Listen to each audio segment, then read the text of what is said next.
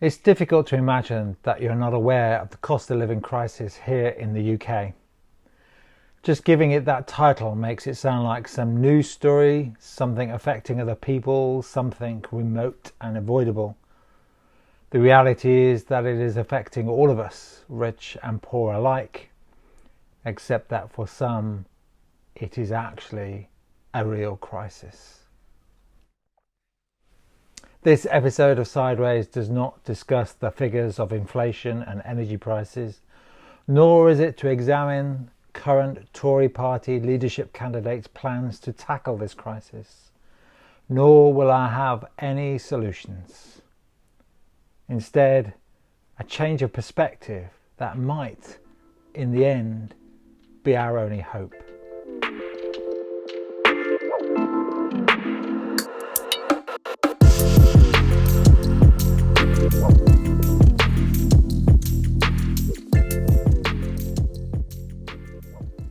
You might have heard that the choice between eating and heating is one that many people in the UK will need to face this coming winter. Actually, already some people are choosing food that does not need cooking or heating through because they can't afford both the food and the energy to heat it. Whether to boil the kettle has already become a difficult choice for many people. In contrast, for some people listening to this episode, this is already beyond imagining. Yes, they may have noticed the prices going up, but these prices are well within their income. For some others, they've not even noticed the prices going up because they no longer really need to think about how much things cost, because their income is well beyond what could reasonably be spent. This spectrum of awareness or impact of the cost of living crisis is one of the roots of our issue: inequality.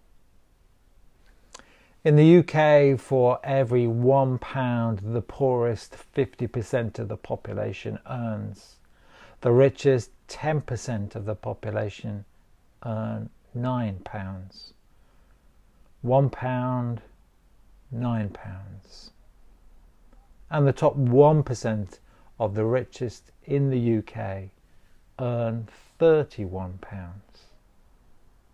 All of these are average figures, of course, but they give a flavour of the problem. The distribution of income is wildly unequal. Income is not the only issue, though, as there is an even more unequal distribution of wealth. To get your wealth figure, you basically add up all that you would have if you sold everything and paid off your debts. What's left is your wealth. For every £1 the bottom 50% would have in wealth, the top 10% of the population would have £61. These are UK figures from 2021 and produced by the World Inequality Lab. The cost of living crisis is not just the war in Ukraine and the pandemic, but the inequality gap is something that makes it worse for most people. I don't think this inequality is a good thing, and I think as a society we should explore more seriously cooperatives as a middle way between companies in private hands and nationalised industries. But that's another issue for another time. However, our inequality is the starting place for our different perspective. I'll begin with a story from my own experience. I became a Christian in my early 20s. I gave up my business that I was just beginning, and I started volunteering for the local church. This left me in a difficult position as I began to run out of money. I was doing a few odd jobs here and there, but I had no steady income. One Sunday morning in church, someone asked me how I was and how I was doing, and mentioned that I seemed to be losing weight. Usually, I, like most people, would have said that I was doing fine, thank you, and brushed off the mention of my weight as a compliment. However, this time I was honest. I said I was fine, but I couldn't afford to eat. The service was just starting, and so my friend said, let's speak at the end. After the service, my friend Ian asked me to come and see him at work later in that week.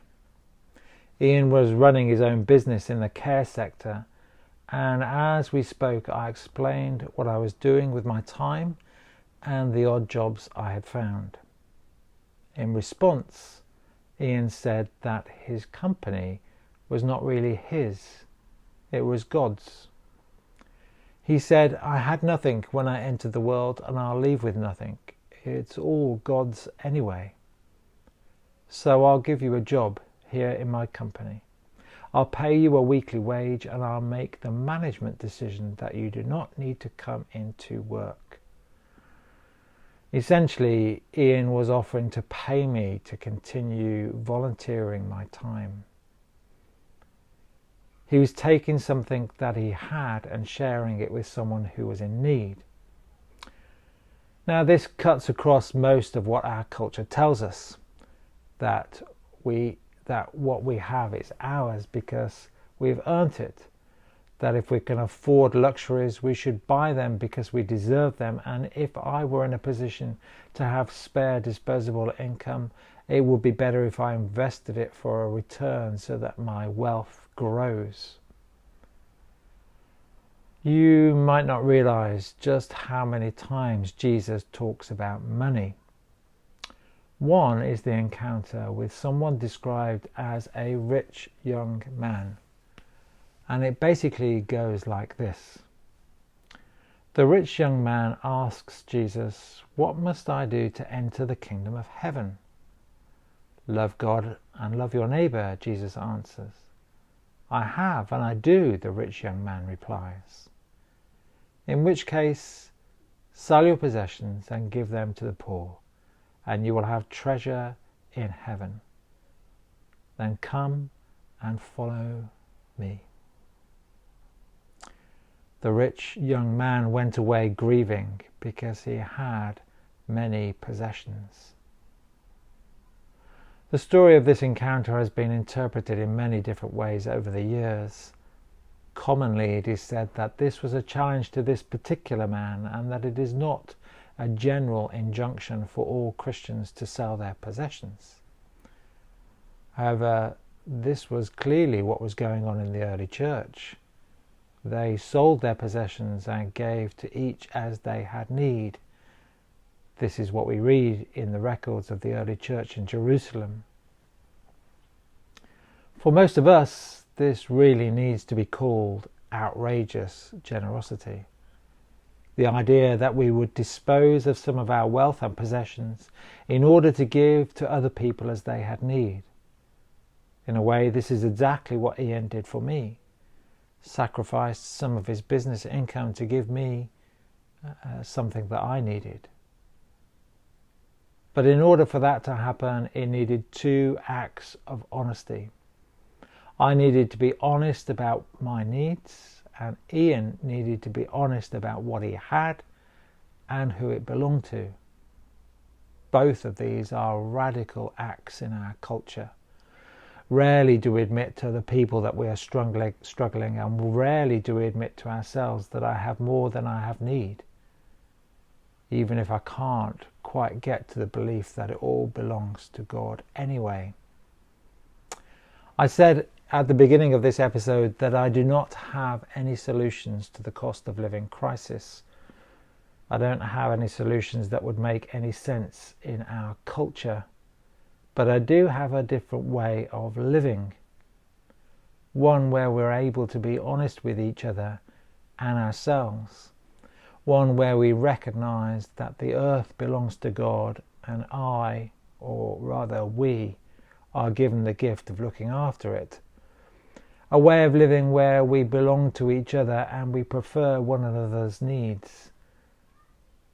A different way of living where radical honesty and outrageous generosity are the norm. Jesus called this different way of living the kingdom of heaven. You will recognize this from the prayer that Jesus taught us, the Lord's Prayer. Your will be done on earth as it is in heaven. He's simply saying, let's live differently. Our cost of living crisis demands a different way of living, and it will only work if we do it together.